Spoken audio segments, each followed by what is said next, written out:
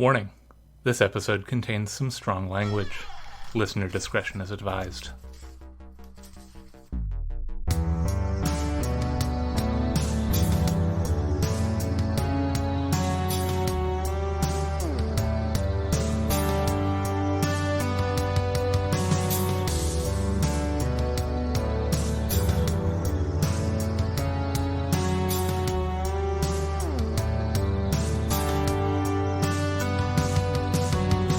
Hello, and welcome to Tales from the Trunk, publishing the stories that did make it. I'm Hilary B. Bisniaks. Listeners, I am super excited today to do something a little bit different because while my guest Sean Markey has in fact written things in the past, right now his main gig in this writing space that we occupy is as publisher of the Deadlands. Sean Markey, welcome to the podcast. Hey, thanks for having me. Absolutely. I have been a fan of the Deadlands since since it was announced, pretty much. And it's very exciting to talk to you. Of course, the Deadlands is the work of a decent-sized team, including, of course, Elise Catherine Tobler and Laura Blackwell, who listeners may also know as the host of Story Hour every week, as your copy editor. Just a fantastic project that I can't say enough nice things about. But to start off, can you give our listeners who might not know about the Deadlands a bit of a pitch? Yeah, so it's a magazine that publishes fiction, nonfiction, and poetry, and all around the theme of death. So we get a lot of stories where someone gets murdered, and that's not really the vibes. No. A murder can happen, but it's not about death. So it's like, exploring various after death mythologies or exploring grief or how death impacts a life. Mm-hmm. It's mostly speculative fiction, but I mean we do publish some literary as well. It doesn't have to be speculative. Yeah.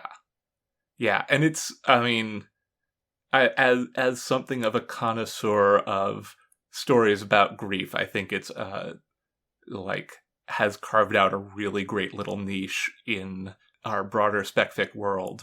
Right on, yeah, I'm happy to hear that. So, in lieu of a reading today, I was wondering if you could talk us through, just to start a little bit, what it's like to be the publisher of a magazine. I mean, the obvious answer is it's expensive. It's really expensive, which is kind of new going in. I do my best to pay the team something, and Mm-hmm. we started off at 10 cents per word for fiction, and that's where we're at now. So that's my first answer, but I mean it's really incredible. I have wanted to be a publisher for a long time. As you Mm-hmm. mentioned, I wrote some stories back in the mid 2000s. I think I was trying to get some stuff published, and I got Yep. a couple pieces published, but it wasn't really my thing. I do a lot in the marketing world for my day job, a lot of site Mm-hmm. creation, SEO, content, stuff like that. So I've published a lot of stupid things on, marketing websites or client sites or whatever, but it's really, it's a lot more fulfilling to publish, really great creative work that explores the topic. For sure. Yeah. I have worked in and around publishing in various ways. For our listeners who haven't, kind of what is the publisher's role as opposed to the editor, as opposed to the copy editor, as opposed to any of the other roles within a magazine? hmm Um, I think it's it's kind of like the CEO of the magazine, like having the larger vision, like what's our voice, what's our aesthetic, how do Mm-hmm. we present ourselves to the world consistently? So a lot of that high level stuff, and it's also make sure everybody gets paid on time, and making Mm-hmm. sure that the guidelines are trying to be inclusive and like really communicate the mission we're focused on. Mm-hmm. Yeah. Yeah, and that's something that like uh I think has been, you talked about having some things published in the mid 2000s, which is also when I started writing and trying to get published, and like the way that things have changed in the last, almost 20 years now in that space is really remarkable, and I know takes a lot of really hard and really intentional work. Mm-hmm. Yeah, for Um, sure. and it's also something uh, where like the statement of like our guidelines and our mission are really meant to represent who we are, and not just like, you know the way to make a small fortune in publishing is to start out with a large fortune. Mm-hmm. um Yeah. but like, you know it is it takes a lot of work to do something with integrity and like actually uh be really intentional around that, as opposed to like, you know not to say that being a phony publishing a magazine would be any easier, but like I think it Mm-hmm. would take a mental toll to be a phony in that way. Yeah, for sure. And I mean, really, like just the amount of work that's gone into publishing. I think we're about to publish issue 31 this Mm-hmm. November. Um, like just putting everything out there, like being consistent, and it's a lot of work to do. Like you're saying, to be a phony, like for something that you don't believe in. Like you can't Mm-hmm. just be like, I'll do a magazine, I guess. You Yeah. like have to go all in on that. Yeah. Yeah. I mean, like, absolutely. Same thing with podcasting. Of like, I I would have quit this a long time ago if it wasn't something that like stood for what I was doing, because it's a lot of work for, Hmm. you know and I mean, I'm not trying to make money at this, but like for no monetary return. Hmm. Yeah, for sure. Definitely have been looking for break even with publishing the Deadlands, and we're getting Mm-hmm. closer. Um, Yeah, which and is really then encouraging. yes, it's great. It's definitely not a short journey to get there. Mm-hmm. Um, and then I guess, I mean, we haven't talked about Psychopomp, but that's like my indie press that Mm-hmm. we're trying to do to publish novellas and books, but like trying to go a little bit past break even for that long Yeah. term. Yeah. One hopes. One hopes. Yeah, and we'll circle back around to that in a little bit. So obviously, at least for people who don't know, was formerly the editor at Shimmer, amazing magazine we all love, that ended up closing up shop a few years ago. What was kind of the process that brought you and her together to form the Deadlands? I'm not sure if you know this, your audience may not, but I worked at Shimmer. I did some of the web stuff for them. Uh huh. Um, I'm also married to the publisher, Beth Wadzinski. There we Um, go. yeah, so I was pretty involved, at least maybe unofficially. Mm-hmm. But I that's how I knew Elise, basically through her working with Beth. And then when it was time to start a magazine, like I mean, this, Elise is the best. So she was Yeah. the first person I reached out to, and luckily she was all in on it. Yeah. Yeah. Readers do go and immediately read like any story out of any issue of Shimmer. Like, just a fantastic. The it is both my favorite and like the most heartbreaking place that I've ever gotten just such an almost yes from on a story, where it was just like, oh, this would have been, I think Elise said we would have bought this if it weren't Flash. Like, that was ultimately Uh, the thing, which is completely fair. Like, that wasn't Shimmer's thing. mhm. Um, Yep. but like any time I write a story in Shimmer and anytime I read a story in the Deadlands, I'm like, the aesthetic there is just so strong. And a lot of that's Elise. That's, Yeah, she's the bridge between those two. yeah. Um, but at the same time, like you said, like the being the CEO of the magazine, like ultimately it is uh, it is a close working relationship between the editor and the publisher, but it's also like this is this is your baby. Hmm. Yeah. Really, again, like really incredible, uh, incredible magazine, incredible work, and before we go, I will absolutely be asking for some public recs for some works to check out from folks. Uh, I'd love to circle back a little bit to what you said earlier about you had published some stories, but it had never really been your thing. Like, what for you, what is the draw? Because, like, I know for me, kind of what the draw has been for doing this podcast. What was the like big draw for you into I want to start a magazine? Yeah, that's a solid question.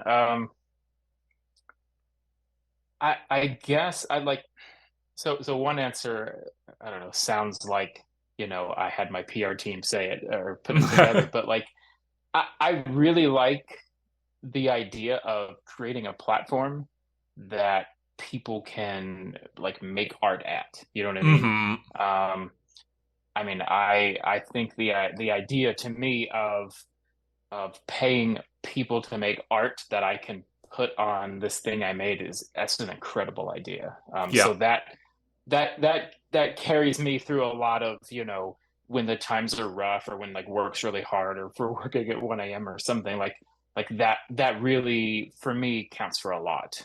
Um, Mm-hmm. and I just also love the idea of like just creating a brand. It's almost like a a way to perform art, Mm-hmm. but kind of mixed with commerce and like in a different medium.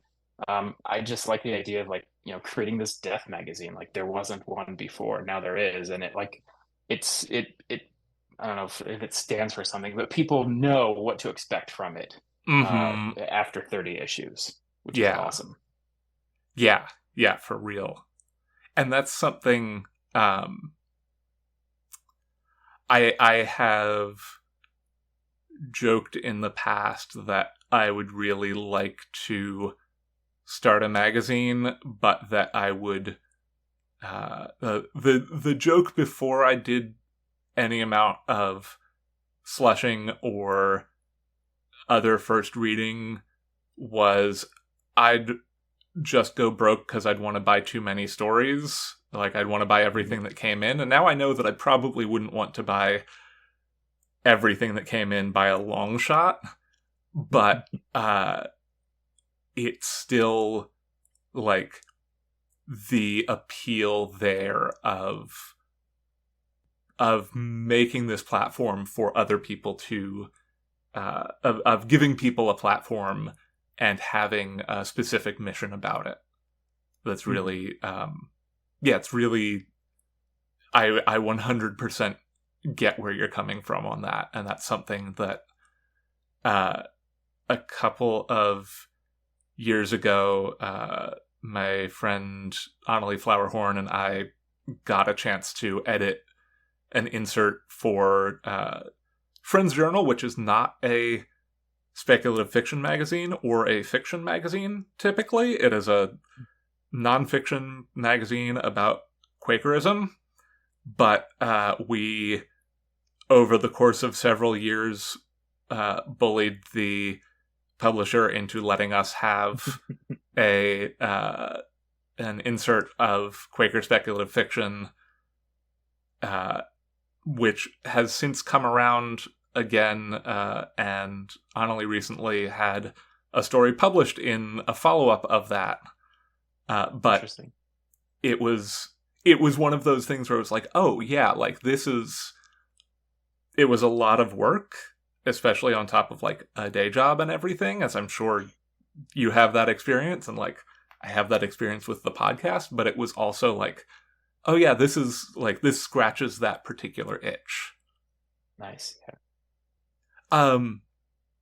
Which, I think that really segues nicely into Psychopomp, and why Psychopomp is, in some ways, I imagine, is this same way of giving people a platform with a specific mission involved there. Can you talk a little bit about Psychopomp and the first novella that you'll be publishing out in 2024 by Christopher Barzak? Mm-hmm. Yeah. So, I guess for many years when I thought about publishing, it was always as a book publisher. Like Mm-hmm.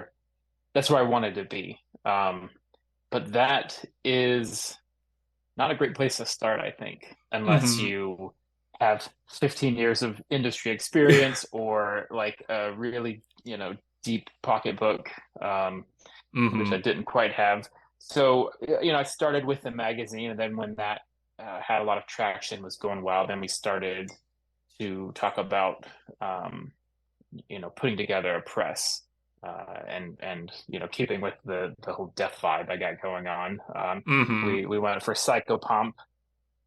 Yeah, that's at psychopomp.com. So I got the .com domain name, which wasn't cheap at all. And yeah, it just, I guess it was important to like to try and have a decent brand. Like I Mm-hmm. said, I'm day job business guy, so like a domain name's important and a brand name's important. And like with the Deadlands, like I started at, like I said, 10 cents per word right out the gate. Like I kind of wanted people to take us seriously, like, hey, we're here to play for real. Mm-hmm. And so similar with the press, building it on that domain, and then going out, I reached out to Christopher Barzak, who is a favorite writer of mine. I've been a fan for Mm-hmm. a long time. And I was like, I'm just gonna send this cold outreach email. I'm okay with rejection. And I said, hey, we're gonna be publishing a set of novellas, and we want you to be like the lead off author. I'm a huge fan of Mm-hmm. your work, and we want to kind of cut our teeth on that. So Yeah. that's how that's came about. And his first novella, it's really his first novella that he's published, but it's called A Voice Calling, Oh, and it'll fantastic. be out on March 19th, 2024. Fantastic. Yeah, that's it's fun that you say, uh, I'm okay with rejection. The tagline of this show is "Don't self-reject," Mm-hmm. and that's very that's the approach that it's taken me 5 seasons to learn how to take. Sometimes of uh, just a couple of weeks ago, we had Martha Wells on the show, and that was you know uh, I'm gonna say that's a big get. For Like sure. I yeah, and it was very much just a like I reached out to her publicist. I didn't even reach out to her publicist at Tor. I reached out to the publicist I already knew at Tor and said, "Hey, I want to know if Martha would be interested in this. If you could put me in touch with her publicist to set something like this up." And kind of like, at that point, knowing that that's one of the ways that that working with Tor is just like reach out to the publicists, because they have they have a vested interest in making sure that their book gets out to the right Mm-hmm. audience. But like that's very much you gotta shoot your shot, right? And like, Yep. if you don't reach out to your faves and see like, oh hey, are they, would they be willing to throw their hat in the ring with me on this? Like, they're never going to if you don't ask. If you do ask, the worst they can say is no. Yeah. It's an uncomfortable feeling to be rejected for sure, but Yep. you get it in your face 500 times, and then it's like, Yeah. whatever. I don't care. I'll Yeah. ask anything of anybody. Yeah. Yeah. And that's definitely a lesson that it takes a long time to kind of learn. And I imagine it's something that feels both familiar and like kind of alien to be doing it from the perspective of a publisher, rather than rather than submitting words to a magazine. You're submitting to an author, hey, do you want, can we buy your words? Hmm. Yeah, it's a whole different thing. But luckily, I'm one for one on that Yeah. front. So yeah, it worked out. We're very excited. Yeah. And can you talk a little bit more about psychopomp.com in terms of some of the other essays and work that you've been publishing? Yep. We started slow, um, and then finally I had enough capital to kind of Uh-huh. save up to be like, all right, we're gonna bring on a couple people. So we brought on some great writers, Meg Ellison, Maria Oh, hell yeah. Haskins, yeah, Vanessa Mackey. Never said her name out loud, or her last name out loud. Just Happens. type it. And A.R. Arthur, Avra, like just a bunch of really cool writers Mm-hmm. writing about deathy topics. Yeah. Just a whole like gothy, deathy vibe is what we write about there. Yeah. Which, it is now into the darkest months of the year, so I'm really glad to, we couldn't have you on in October, but we can have you on now Mhm. to bring some of that darkness around. And that's, frankly, something that's been very close to my heart for a long, long time, in terms of uh, in terms of just being a spooky little guy, pretty much. Right on. Um, can you? So we have Psychopomp, we have the Deadlands. Uh, I'd love to hear, because this is always like, anytime I have somebody who's spooky or horror or anything like that, I always because there are so many people who I've had conversations with who just like don't understand the draw towards horror or the dark or the macabre or anything like that. I'd love to hear sort of your personal pitch on why the spooky shit is great. I don't know if I've ever like thought about that specifically, so I might have kind of a crap answer. But That's fine. I mean, this is my first interview, so I gotta get it together. Um, I guess I've always been just kind of, I don't know, drawn to the idea of thinking about death, even when Mm-hmm. I was just a little weirdo kid. Um, and it's I don't know, kind of always vibed with like the like non-mainstream way to go, in the Mm-hmm. music I liked, in the movies I like to watch, I guess maybe there's something you can like pull out of that. But yeah, just always liked kind of not on the beaten path stuff. Mm-hmm. That's what speaks to me. Yeah, Yeah, for just sure. do. And I mean, to bring that around to like the Deadlands, like, you said right up front, this isn't, there can be murders in the story, but this isn't like, this is a magazine, this is a mission about death, not about dying. Or, Hmm. I mean, some of the stories are about dying, but like it is about the state of death, not the act of it in like an Hmm. active way, where that's really I mean, it is something that's off the beaten path, and it's something also that's like I think deeply uncomfortable for a lot of people to face. Um, and I think for some folks it can be very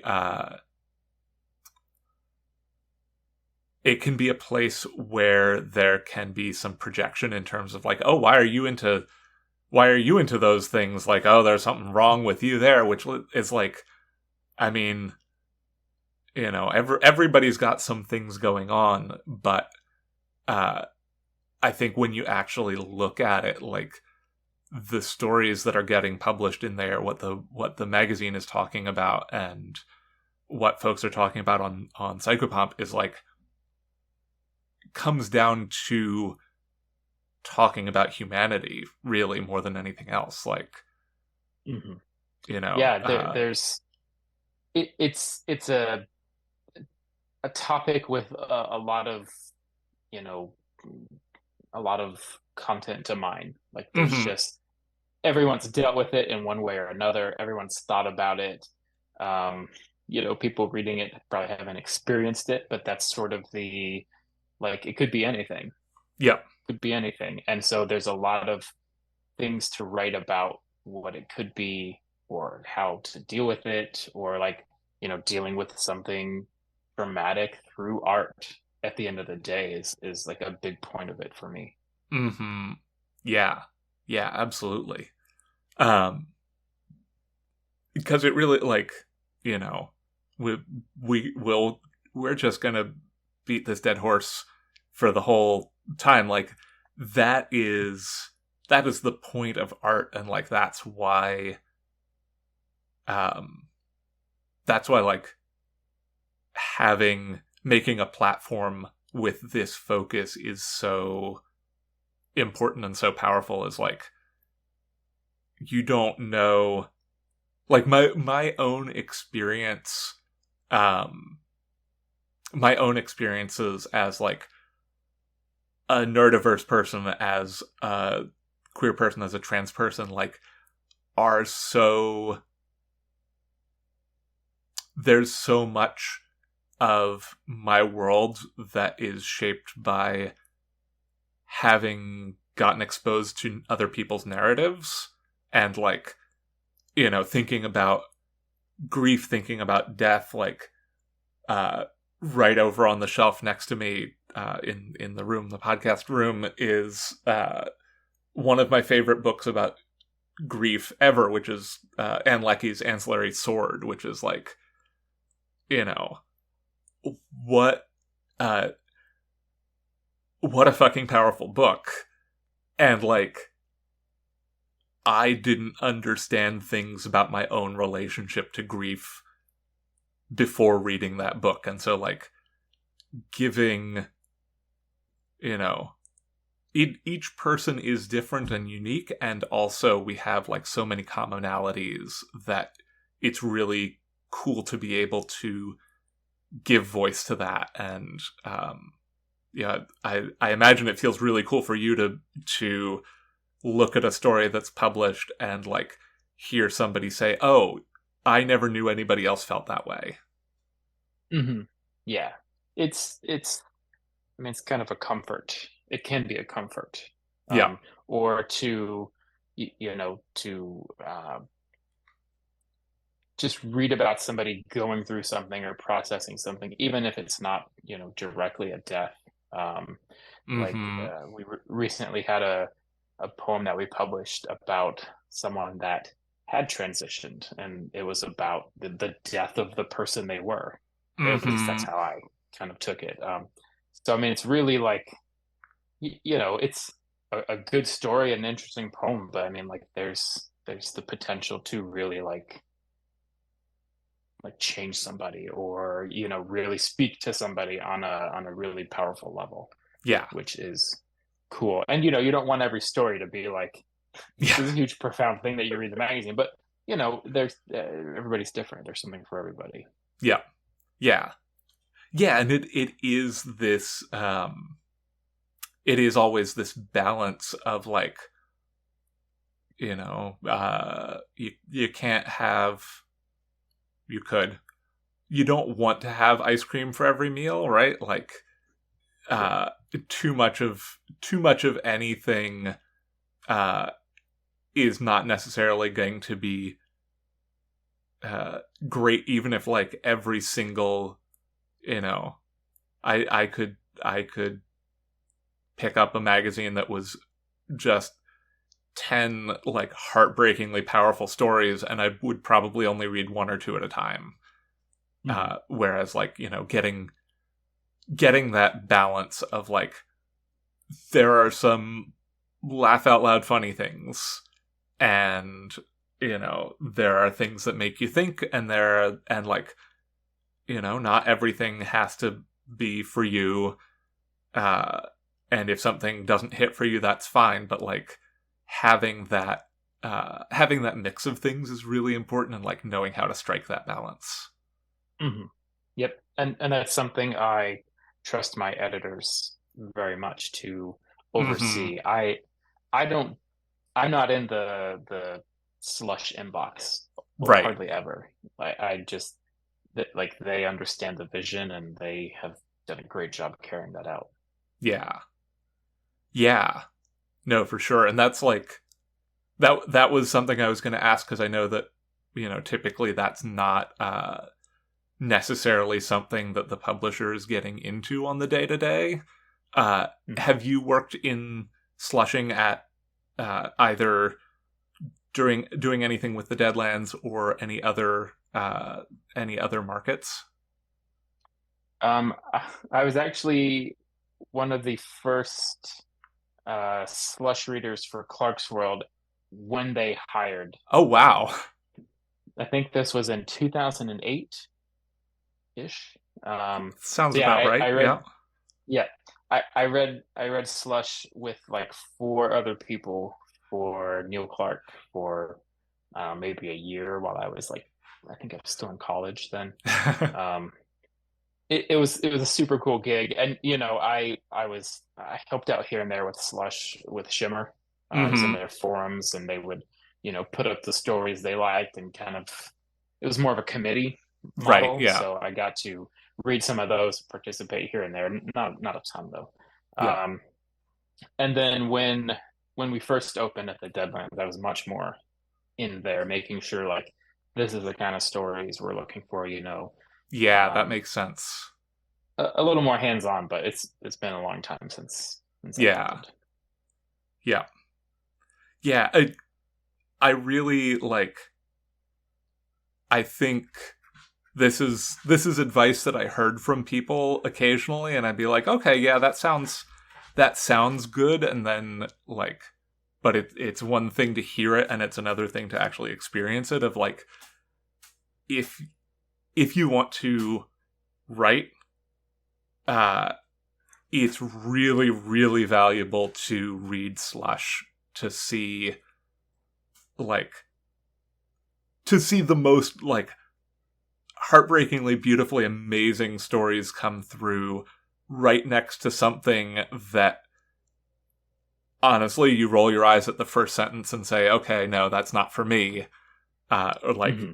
I understand what the purpose of this magazine is. This is not the right fit. um and like, yeah, getting to do that is very cool, and very valuable, whether or not the writing side of things is something that you stick with. Hmm. Yeah, it's been. I mean, on your 300th piece, that you've read in Slush, like you really start to see like this is what makes a story kind of grab you. This is Hmm. what is like an immediate turn off. It just starts to add up in a way you could really feel.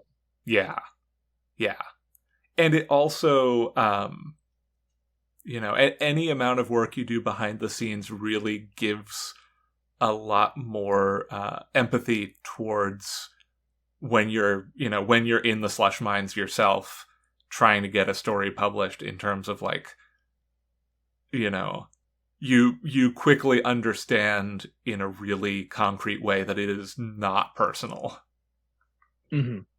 Yeah, for sure. I mean, we've turned stories away for, I wouldn't say stupid reasons, but like man, we're really full. Like you would have to wait, 14 months to get your story published, and that Mm-hmm. feels kind of mean to do Yeah. to a writer. And so there's stuff like that where it's like, this is perfect. Like we would totally publish this, but it's bad timing, and we should probably close, and that's what we did. Yeah. Um, or just like, damn, this is really good, but it's not quite about death in the right way. So it's Mm-hmm. like rejection, but damn it, Yeah. kind of. Or And you see it picked up somewhere else, and you're like, good, yeah. glad Yeah. that happened. Or even just, I'm sorry, I literally just bought another story that was about this same thing. Like, I would love to publish this one. I just bought another one, and I can't, Yeah. we can't do that for the same issue. And, like you said, like, it feels, nobody likes waiting 14 months to see something show up in print. Hmm. Yep. Yep. So it's it's one of those things, and yeah, you understand that a lot more as a writer if you kind of step into the publisher role, or the Mm-hmm. if you're on a team that's doing that. You kind of get the experience of that firsthand. You're like, okay, when an editor says it's not quite right for us, but I liked it, like you take that to heart instead of just being like, yeah, whatever, Yeah. you should have published me. Yeah. Feeling that rejection. I've definitely been there. Yeah. Yeah, and like, I mean, I still haven't sold the story that ended up being a very sad no at Shimmer, but like, I've sold stories where, I got rejections from Charlie Finley when he was at FNSF, where it was like, I really like this. I'm sorry I can't buy it. Like, here's the one thing that just like didn't quite work for me about it, which was amazing when Charlie would give you that, and then Hmm. like reading it with that lens. Not to say like, you should always listen to every piece of feedback you get from anybody about anything, because you can get all sorts of conflicting stuff, and it's ultimately about their own taste. But like, Yep.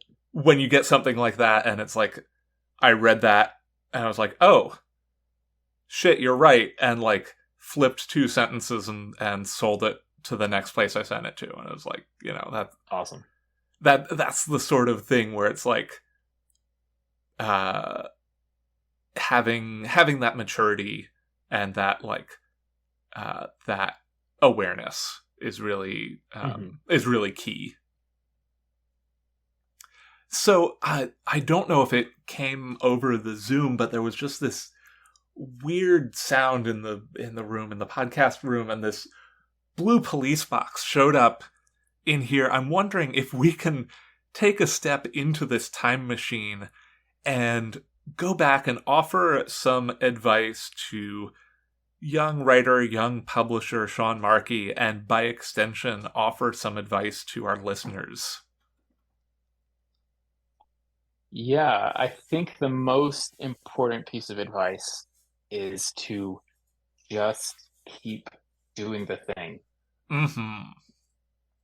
It sounds easy, it's not, It's and it not. sounds like a cop out, but it's the most important thing. Like, if you really want something, like just keep doing that. Make it your whole thing. Like Yep. like for me in publishing, like, I mean, we don't have the sales numbers of other magazines. If we don't have the award nominations or whatever, like I fully believe that'll come because we're Mm-hmm. doing great work.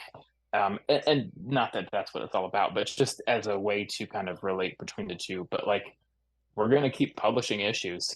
Yeah. for other reasons because we love them and I expect to achieve success in whatever way that means, just Yeah.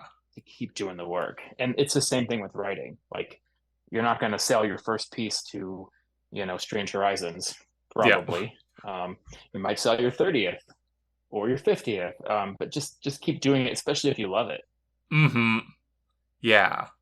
Yeah, that is like so broadly applicable across so many fields. Like, this is a podcast about writing, so obviously we're talking about writing, but like the same thing can be said about anything else you want to do. Like, the best way to do it is to just keep doing it. And also, like, the hardest thing is to just keep doing it, and like recognizing Mm-hmm.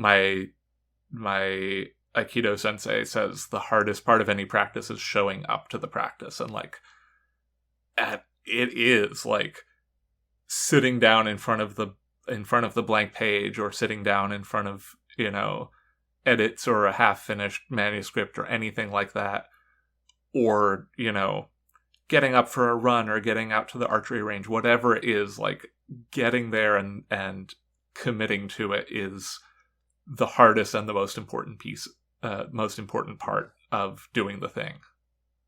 Yep. And there's a lot more to it. Like, try and get better. Like, Yeah. take advice. But yeah, just keep showing up. Yeah. Yeah. There's I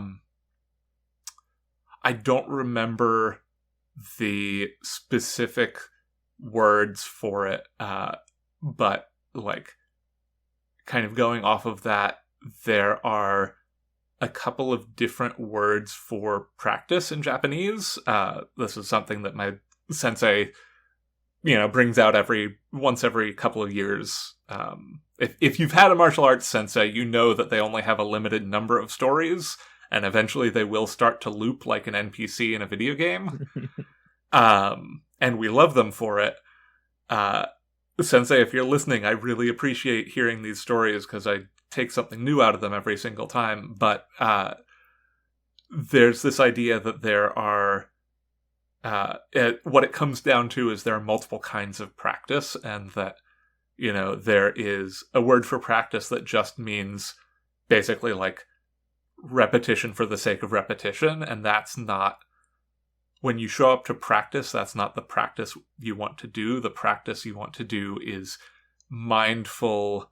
It's not just repetition, it is looking at what you've done and seeking the growth edges. And so, like, what you just said, you're not practicing to practice, you're practicing to improve. You're every time you're sitting down at the page, like, you're doing something good by doing that, and it's great if you can sit down and say, I want to try this new thing. But it's also worthwhile just to sit down at the page and make 15 words that you hate and throw away at the end, but like, you made those words, they didn't exist before. Yeah, and you gotta meet yourself where you're at. Sometimes 15 words is all you have to give. Yep. For whatever reason. Yeah, exactly. And like, that kind of links back into what you were saying earlier about like when you reached out to Christopher Barzak. Like, you can't do it unless you try, and like, you recognize like, okay, maybe he never responds, maybe he does respond but he says no, but like, there is a level of compassion in recognizing that whatever happens with that, it's gonna be okay, like, that it's all part of the process. Yeah, for sure. And one other thought on that. Yeah, please. The other thing that that helped when I did reach out is we had published like 22 or whatever issues of the Deadlands, which was a feat of a lot of work and a Yeah. lot of effort. And so he was familiar with us. So I wasn't just some guy. I was Yeah. some guy who published this magazine that was fairly tangible and that he was already aware of. So, Yeah. you can help yourself out Yeah. as much as you can when you're doing that kind of getting rejections, when you're approaching a rejection like that. Yeah.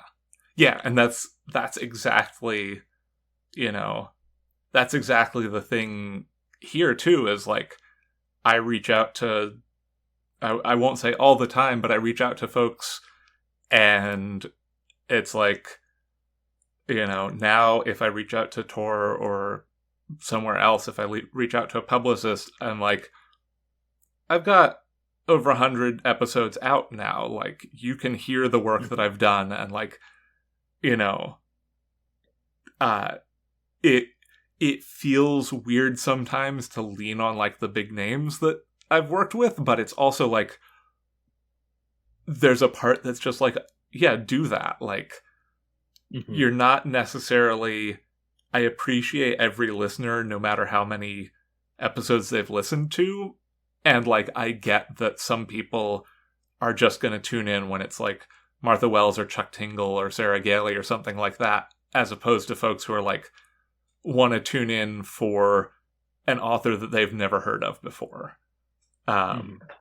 And like, that's not a me problem. That's not even a problem. That's just a feature of the audience, that like some Mm-hmm. people pick up a magazine specifically because their favorite author is in there.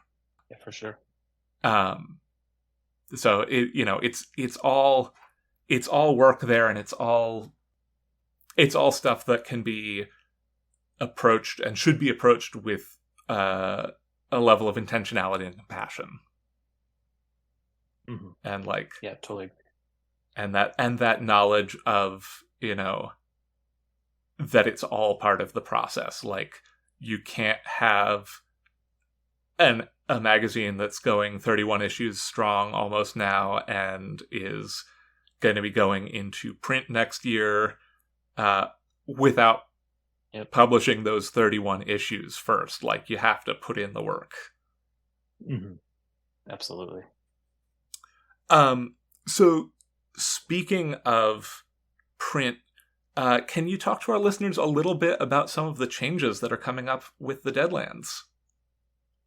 Yep. So in 2024, starting in January, we're going to be a quarterly magazine instead of monthly. And we are going to offer a print subscription or print issues for people. Um, that it's pretty big change on Yep. both fronts. So whereas now we have one, maybe two pieces of fiction in an issue, we're probably going to have about 5 to 6 to Mm-hmm. really give it some meat. So I mean, doing a quarterly magazine with one one piece of fiction might be a Yeah. little leave people a little too hungry, I think. Yeah. Yeah, those are the main changes for Yeah. next year. And I haven't seen uh, physical copies of the magazine yet because they don't exist yet. But I'm a sucker for a print quarterly. I supported Fireside through their entire print run on the quarterly, and like that is, it feels really good to have an object you can hold, and to like, Mm-hmm. there, not to say that there's anything wrong with publishing fiction online, because that's most of the fiction I read, but having a thing to leaf through feels really good. So I'm really Mm-hmm. excited about that. Uh, and for folks who, whether they do want the print subscription or not, you do have a Patreon. Yep. We have a Patreon. It's been a big help. I love everyone that signs up for that. And the way we're changing that is, instead of paying a quarterly amount, like, $15 for this issue, like you could sign up on the Patreon, just pay the monthly amount. That'll get you to Mm-hmm. there. So people hopefully it's a little easier on their wallets, and we're going to try and make it worth their while with some extra goodies and Yeah. for the people paying for print. We'll still have ebooks for sale through waitlists, and everyone on the Patreon list will also get the ebook. And we'll still publish everything on the site. So if you don't want to pay or you can't pay right now, like that's cool. Like you could still read everything over the course of a quarter. Yep. Yep. And I don't know if there is another Kickstarter in the works, but I will make a plug for the Deadlands has some of the best Kickstarter swag out there in publishing today. I have 2 Deadlands stickers on the laptop that is the Tales from the Trunk workhorse. Nice. I like to hear it. Yeah, I love stuff, and I love just having a brand and having a vibe, and like you could do a lot with the magazine, but like to expand outside of that with merch, Mm-hmm. stickers, pens. Like we've had some really cool stuff. We have some for sale at store.psychopomp.com. So we're moving away from Kickstarters Mm-hmm. and trying to like fund our stuff by like building an audience and Mm-hmm. offering print subscriptions and selling novellas and still producing that merch that we'll have for Right. sale in the store. That's the Fantastic. plan. And of course, listeners, links to all of this will be in the show notes. Uh, Before we wrap up, I would love to know, one, if there are any stories that you would recommend from any recent issues of the Deadlands that just really stood out to you. And then beyond that, if there are any things that you've been particularly enjoying in the wider media landscape, whether that is music, videos, video games, you name it. Yeah, sure.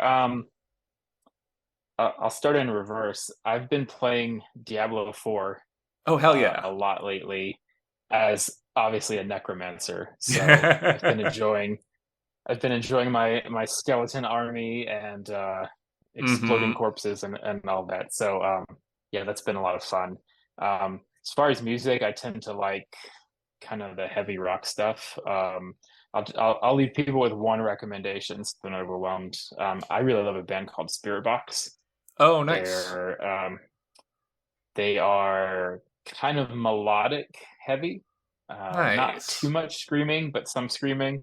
Um, Go check out the song Ultraviolet. It's on the EP they just released. Ultraviolet I'm by gonna Spirit cue that Box. up right after this. Awesome. Yeah, I think you'll like it. Um, and then as far as Deadland stories, man, talk about a hard question, like choosing a favorite kid or something. Right, Um, yeah. I, I will say that one of the stories I love for many different reasons is Vajra's story. He was the first story we published was Mm-hmm. a solicited story by him because we had to like kind of kick things off. Um, and actually that he told me that story is the first chapter of his second book that comes out next year. Oh, So fantastic. yeah, just super excited about that for a lot of reasons. It's called Peristalsis, the story. It's available on the deadlands.com if you search it out or ask Google. Yeah. So that Links to that story will be in the show is, notes. yes, fantastic. That story is very meaningful to me. I will say, trying to find a way to talk about the stories without, you know, hurting anyone's feelings I didn't talk about. But the most popular, the most visited read story Mm-hmm. is by uh, it's by Alex Harrow, and it's called The Oh, Long Way yeah. Up. And that, I mean, he's amazing, and she has a big audience. So I think that has a lot to do with the. But I mean, everyone. It was on everybody's recommended reading list. So Mm-hmm. that's a super good one. Yeah, we've had so many. Go read all of them. Yeah. I can't Just, choose. if you've got a couple of minutes, go read some short fiction on the Deadlands. Can't recommend it Yeah, highly it's enough. all free. It's all free. Yeah. Um, yeah, this year we published a great story by AC Wise Mm-hmm. called "Death is a Diner at 3 a.m." I think it was called.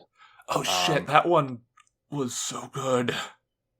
yeah, So so it's good. really hard to pick, but yeah, go Yeah. read that one too.